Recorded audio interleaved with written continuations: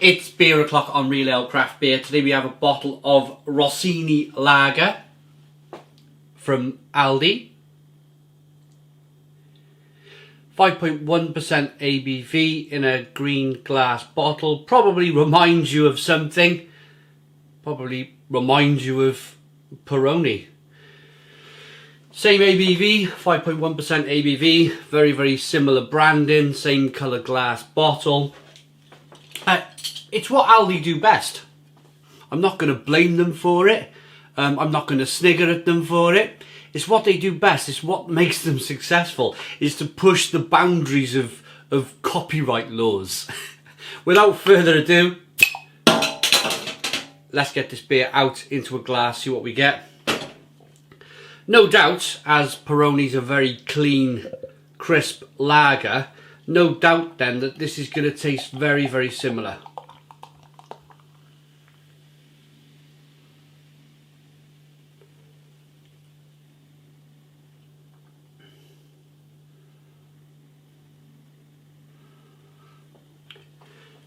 Okay, so we got a two finger white head.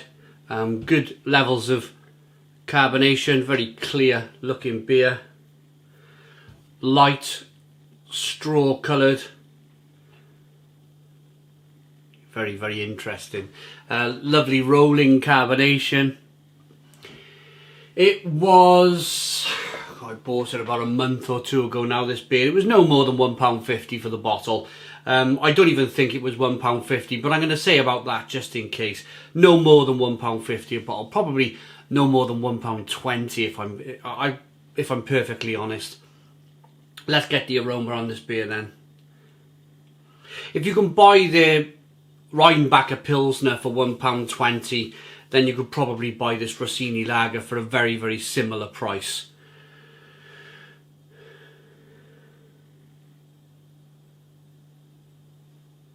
Quite skunky, green glass bottle. Something I probably wouldn't have followed Peroni down is the green glass bottle road. They can travel down that road on their own if they like. A little bit of skunkiness coming through. It kind of ruins the hops.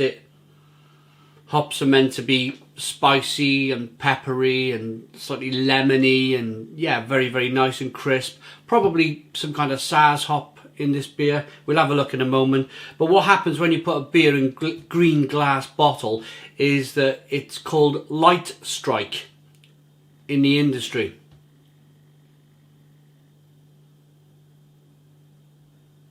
And it creates something called diacetyl. No, hang on. No. Let's rewind an awful way back there. It doesn't create diacetyl. It skunks the beer. What am I talking about? It skunks the beer. It makes the hops go from lemony and spicy and peppery over to something that might come out of a skunk's backside. Not very nice at all. Let's dive in. Cheers.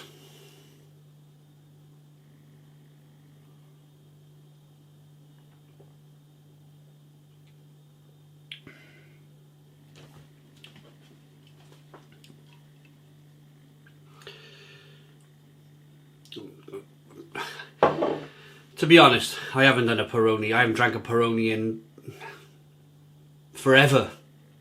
I'm not even sure I've tried Peroni. I probably have along the way somewhere.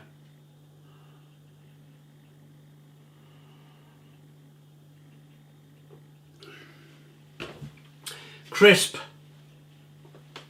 clean lager, spicy, peppery, slightly lemony. But it does have that, it's got a nice bitter finish to it, fair play, a nice bitter finish. But it does have that skunkiness coming through. It is a skunky beer. It is a shame that it's a skunky beer. Peroni probably. There's all sorts of things you can do these days. I know a brewing company that put their beer in clear glass bottles, does the same thing. Causes light strike. It's the sun and infrared, ultraviolet, I can't speak today.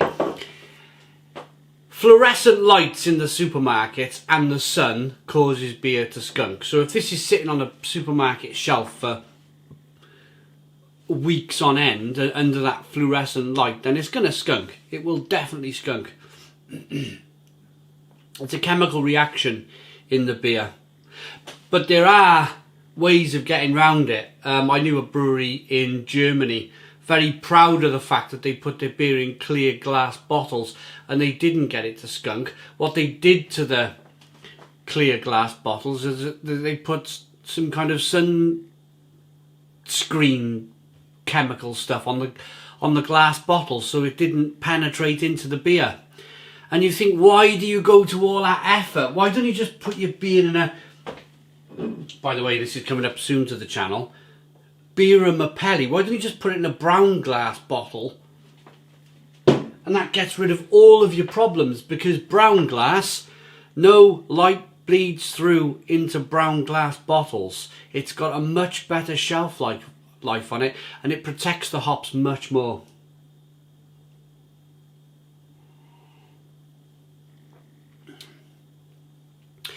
This beer is sling a few in the back of the fridge. If you've ever run out and the shops are closed for whatever reason and it's all you've got, and people have just turned up at your house without notice, they've just knocked your door and they go, oh, let's have a beer, and you're like, I've got that Rossini lager from Aldi in the back of the fridge, and you just crack a couple of them open. Just have it in the back of the fridge for a rainy day. It's not something that I would look to drink on a daily basis, and that's not because I'm a beer snob. It's not because I'm a beer snob. It's because of the skunkiness of the beer, the off flavours in the beer. I'm hoping that this beer and Mapelli will be a better lager because it's been protected with the brown glass. And if that's so, and it's not skunked, expect to see a completely different review. We will drink beer from any supermarket, country, brewery. You know, there's no limits to what we'll try here on the channel. There's no snobbery here. But I will call a bad beer if it is. Whether it's cheap or expensive, I will call it for what it is. And this, it's too skunky for me. People always used to say to me when I was younger, did you know Heineken or Carlsberg, it tastes different from the bottles to the cans or draft? And back when I didn't know, I used to go, yeah, it does taste different. It's because I didn't know. But it's essentially the same thing. Heineken, Carlsberg, green glass bottles, beer tastes different because the beer's skunked. Chemical reaction, sun, fluorescent lights. There's no getting away from it. Nothing really. Have they put the hops or whatever? They haven't even. No. Made with German and Austrian barley. That's all it's got. No hops, nothing. I would make a little guess of Saaz hop if I was to make a guess. Rating: Rossini Italian lager. Yeah, it's 4 out of 10. 4 out of 10. Far too skunky. Thanks for watching. Please put your comments in the comments box. Subscribe to our daily beer and food reviews. Give us a big fat thumbs up. Boom! Cheers.